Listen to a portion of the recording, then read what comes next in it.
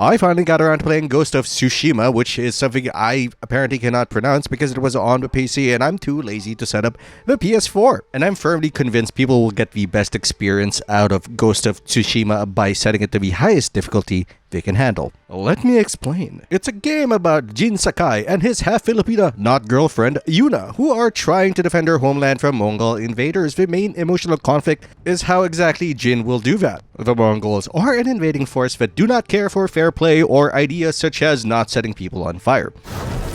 That, understandably, flies in the face of the fictional presentation of the game's samurai and their code of ethics, which include, but are not limited to, rolling down to enemy forces and challenging them to a duel without establishing commonality in culture. That's what Jin's uncle, Lord Shimura, considers to be the smart and proper move. He thinks that everything should be a straight-up fight, or the samurai way. And you should aim to watch the light in your foe's eyes as the life leaves them, have emotional control at every opportunity, and make as many poor tactical and strategic decisions in the name of rules that nobody really agreed to. A weapon of the enemy, not samurai. Apparently that's not even historically accurate, it's just Shimura core. Anyway, one of the most memorable parts of the early game for me was when Yuna, pulling you out of the river that you fell into after Kotal Khan, the bad guy, threw you into it from a bridge, very, very high up, tells you that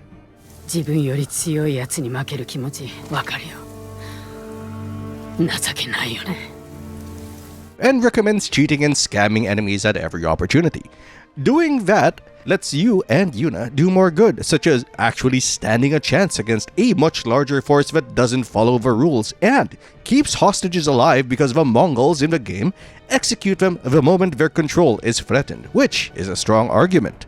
Even the tutorial gets into it. You get taught by Yuna to stealth against overwhelming force, while Lord Shimura teaches you advanced combat mechanics in a duel.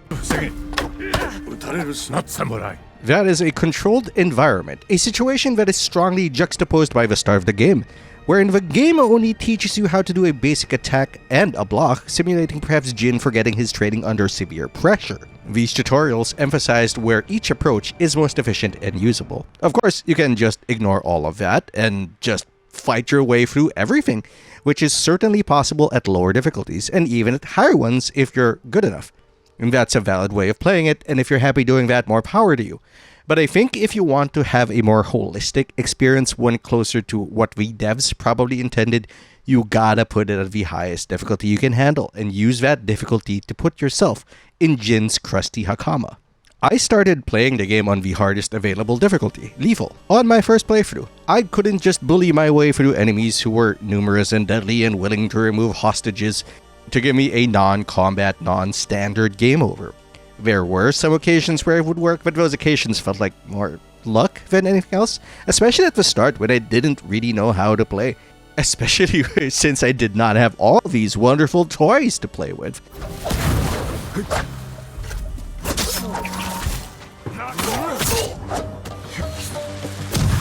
Or stances that allowed me to efficiently challenge spearmen or sword and borders, or ancient Japanese bane.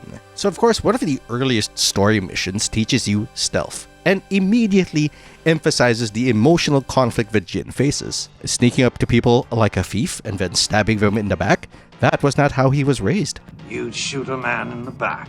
Well, it's the safest way, isn't it? But if Jin doesn't use stealth and trickery and other dishonorable approaches, quote-unquote, he runs the risk of simply being unable to protect his home and the people in it. And stealth is presented as such a tempting and powerful option. There's no time limit to stealth, emphasizing its safety and power. You can destroy entire bases with enough patience, and even if you screw up the stealth, one alerted guard does not bring the whole base crashing down on your ponytailed head, which is something a lot of stealth games don't have. The ability to recover from mistakes and limit the damage caused by those mistakes. And that's not an experience or understanding I would have had if I went with an easier difficulty level, or at least one that I could easily handle. If stand-up combat was easy, it would bring to mind a question. Why would Jin need to stealth if he had the damage to just bully the invading force out? I think that while enjoyment of the game might not be too adversely affected by it, because this is far from the only instance where a game's difficulty or mechanics do not line up with the story.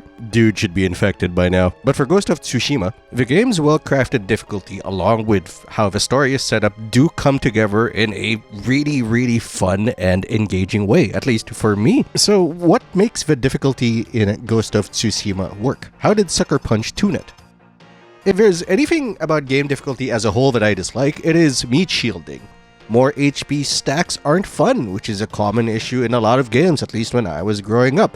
Harder did not mean more mechanics. Harder simply meant that you would spend more time shooting people in the head. Turning our weapons into Nerf guns wasn't my idea of fun, which is why personally I never really pushed myself on higher difficulty levels. Conversely, just increasing incoming damage isn't fun either, especially if you didn't have a lot of ways to mitigate or avoid it. GOT did not have that problem. There was a concerted effort to keep your lethality on the same level, no matter what setting you chose. Enemy HP didn't change, but they dealt a tremendous amount of damage, which you can parry or avoid entirely by using your numerous ghost tools or just stuff your way through things so you just never have to encounter incoming damage. On lethal difficulty, there were a few instant kill attacks, but for the most part, they just brought you within one hit of death, so you could not survive making 2 mistakes in a row. The higher difficulty having tighter parry windows and more lethality all around did not weaken your arsenal. It made it necessary. This is opposed to say, and this is the first thing that came to mind, the Phantom Pain, where it gave me a million solutions to a simple problem.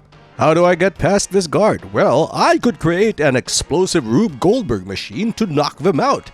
But you can also just trank them. Besides fun, which is entirely valid, there was no reason for most players to actually consider alternate approaches in the Phantom Pain. This is far from the only game that enhances its narrative experience with difficulty. Expedition 3050 was another narrative experience that was enhanced by the difficulty. You're in a strange and deadly land. Healing was limited to special moves and items that refreshed at camp. You couldn't just stock up on 100 healing potions. And there were so many places you shouldn't go to because 1, they weren't important to your expedition and goal, and 2, they were just simply too dangerous. And I think the best part is the game doesn't even bother telling you this. You just get into fights wherein you could not possibly win, or it would take hours even if you played it perfectly, and I think that's great. Without the way things went together on Gustav's expedition, it would have been doomed. And the game's difficulty and limited resources highlights that. Undertale, sparing someone is an adventure in figuring out which actions work and requires thought and mindfulness. There are multiple options available, and you have to figure out which one works for the current enemy or the current opposition so you can get past them without either of you getting hurt. Though I think that doesn't quite apply to Deltarune because your actions are a bit more limited. Acts always work instead of you having to test and figure out which ones would let you apply mercy or spare them. In that game as well, both options are presented as valid and equal, at least so far. We'll see once the full game is released. By the way, I died to this thing way more times than I care to admit. Holy cow, what is wrong with me? Doom, the new series from 2016 onwards, is an interesting case because it works both on the easiest difficulty and the hardest difficulty you can manage. Either you play on high difficulty and the Slayer's name is feared because you have the skill to destroy demons at their best, make them feel hopeless, rip and tear them into shreds, or you can play on easy and you are the Slayer, because killing demons is just another Tuesday for you. They may bring forth all their wrath, but it means nothing to you. You are angry, and anger puts you on a level beyond them. Easy or hard, it fits in with what Doom is trying to tell you. On a last note, I want to say that while I did go on for a bit there on how Ghost's highest difficulty helped emphasize Jin's journey, that was specifically for me and others of similar or greater skill than me. For you to achieve that experience, you need to find the level of difficulty that is right for you so you can experience it without feeling overwhelmed or frustrated beyond enjoyment. It also, of course, depends on what you are looking for in a game. Additionally, that is why I don't think game difficulty should be called like easy, medium, and hard. Those mean nothing. It's like saying something is the best without qualification. Best in what way? It might have worked as a shorthand back in the day, but games have grown tremendously. We're a long way from Battle City and Galaga. We're also probably a long way past the point where we should reconsider how difficulty is presented and communicated in video games, as well as how players can adjust it, if adjusting it is indeed an option in that game. Doom the Dark Ages has an interesting way of approaching it in that it has sliders for most of its difficulty settings. allowing you to change everything from game speed to parry windows so you can craft the experience you want. I also kind of remember that from Tomb Raider, where you could set combat to difficult and puzzles to easy, which is totally not what I did. No, that's what I did.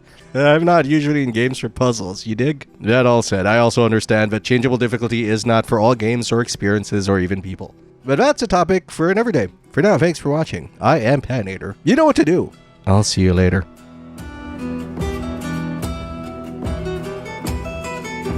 Not samurai.